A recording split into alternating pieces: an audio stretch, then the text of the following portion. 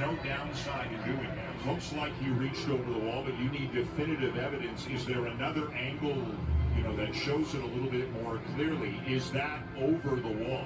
I mean, I think the answer is yes, but is that enough proof? Going to the Rays game. Got my glove. I'm in the front row, apparently in right field. I think so. Hopefully it's not a scam. I'm in seat 76. Might be like a general admission, a scam.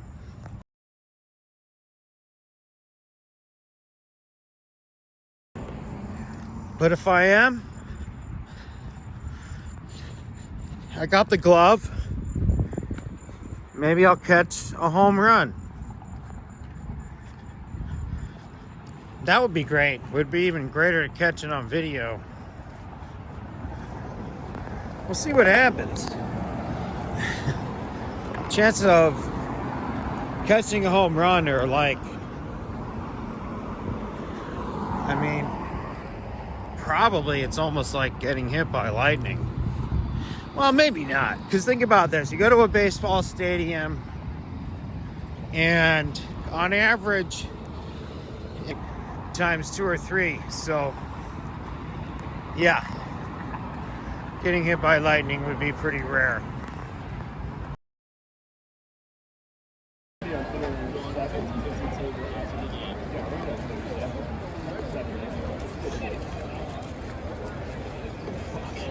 You know what you're doing that to.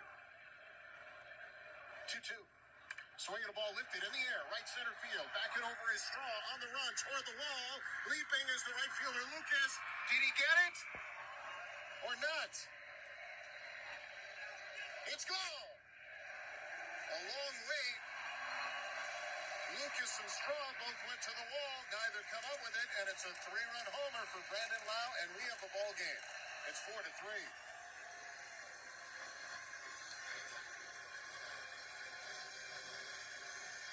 It took a while for Brian O'Nora to say home run or not. What was weird too is Miles Straw was pointing, I thought, towards Lucas as if Lucas made the catch, but I'm guessing he was asking for a fan interference a request there. And John Schneider comes out and then this is a Gucci from you on home run call.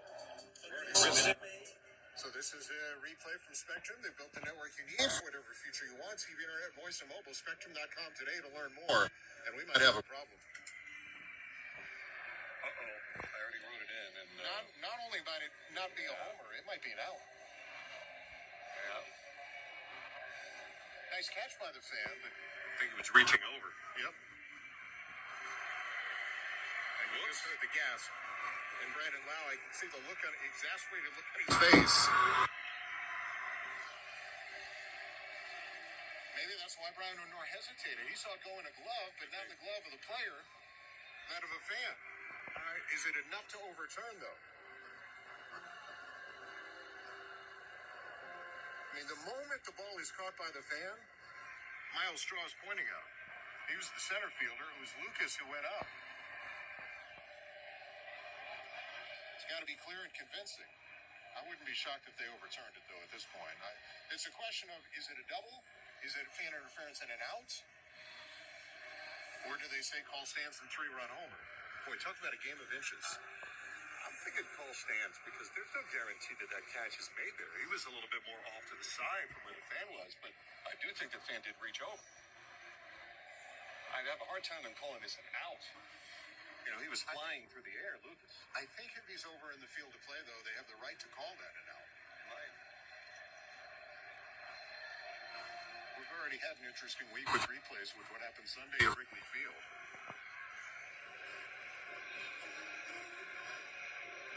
Is he over the wall? I think he is when he makes the catch. Yeah. I honestly, I could see this going any of a number of ways. Well, if it's an out, then the runners have to go back to first and second. Yeah. And there will be 2 out. Chris is thinking that Lucas's glove hit the fan on the way up, which may bode well for Toronto. Yeah, that would be also an immediate out and fan interference. Where's Jeffrey Mayer here to get his opinion on this? Well, I thought it was home run number 29 for Brandon Lau, and now I'm not so sure. Well, the call was made home run, and it's certainly a worthy review. You can argue that they shouldn't be reviewing this. They should be, and they are. You can see Las Diaz is the crew chief along with Brian O'Nora to the left of the mound. And here we go, I think. After review, there is fan interference, but the ball would have been a home run anyway. So it's a home run. Wow. Fan interference, but it would have been a home run anyway. How is it fan interference if there would have been a home run anyway? I think they're saying that there was contact in between the fan and Lucas, but the ball would have cleared the wall. That's an odd call, but I will say this. I don't know what really the right call is there to be, what is right? Should it be an out? He wouldn't necessarily have caught it. And at the same time, can you make it a double and place the runners? I mean, I can understand the Blue Jays' frustration here, but it makes it a one-run game. I think it's going to be John. Right now they're debating should I interfere with that home run. I should take a walk so I don't get kicked out of the stadium. They're looking for me. So I got there's a Rays guy tailing me. I don't want to get kicked out of here. Home run! That's right! Home run, baby! Hoo! Hoo! Hoo!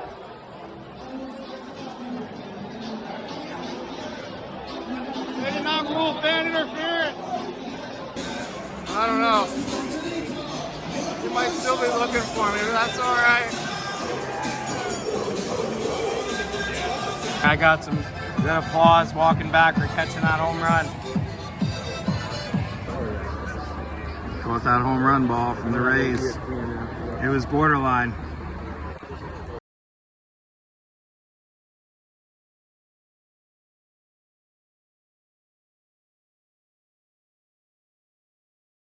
After review, there is fan interference, but the ball would have been a home run anyway. So it's a home run. Wow. Fan So interference, wait, but it would have been a home run anyway. How is it fan interference if there would have been a home run anyway? In line. Once again, 1-888-546-4620 is the number. Once again, that's 1-888-546-4620. And we have another Christopher from Tampa. We had Chris. Now we're moving up to Christopher. So take it away, Christopher. Hey, Chris, didn't the Rays get swept by Cleveland like 10 days ago, too, as well? And just to your point, just saying that, they unfortunately have gotten beaten by teams that are going to the playoffs.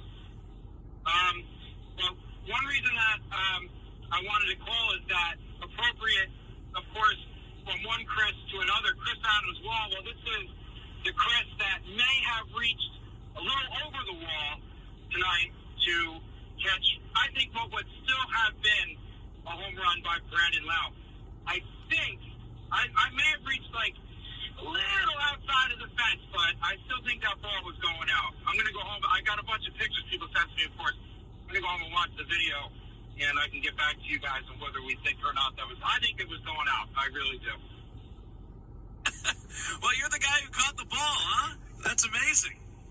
So you are Christopher Jeffrey Mayer in Tampa. Well, thank you very much, Christopher. They did not actually get swept by the Cleveland Guardians. They won the first game of that series before dropping the final three. But look, Cleveland's starting to put the pressure on the Detroit Tigers all of a sudden. I think they're, only 6.5 games back in the division, and the Guardians are still hanging around the AL wildcard race. But what a moment for you, Christopher. Look, they said it was fan interference, and usually that's not a good thing, but they also said it was a home run for Brandon Lau. So we'll happily take it, and sounds like you got yourself a nice little souvenir. So thanks so much for coming to the game tonight, Christopher, and for giving us a call on the Spectrum fan line. Let's go next to Kyle in St. Pete. He's up next on the Spectrum fan line. Hey, Kyle. These are getting a little rough, man. I've been probably one of the more optimistic people, but after last night, I was at the game last night, man, that was, I think I'm throwing in the white flag for the season in order, make playoffs.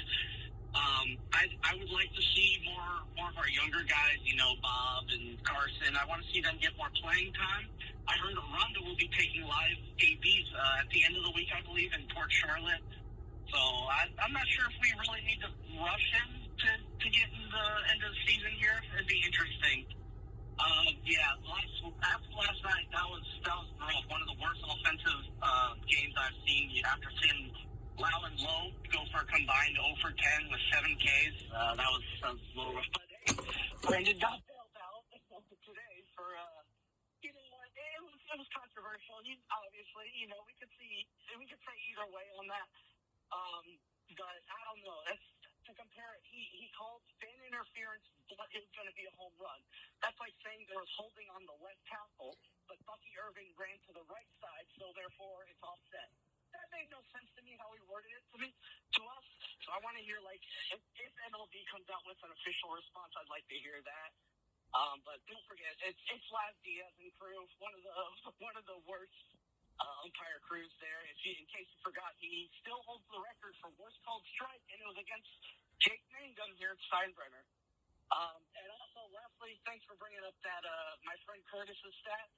I didn't think he should have Out, but unfortunately, that's where it ended, as Josh Lowe and Jake Mangum both struck out.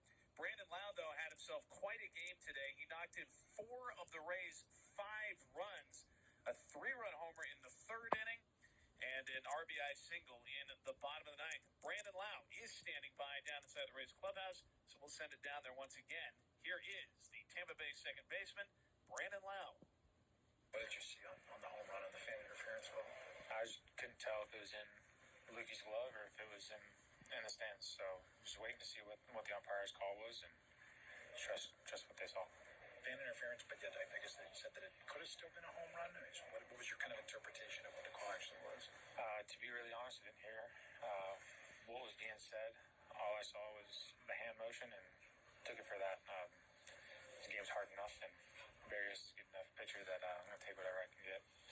Just at the end there, obviously trying to rally yet again, coming up short. Just frustrating. Are these 9th innings, back-to-back nights now, not able to come through?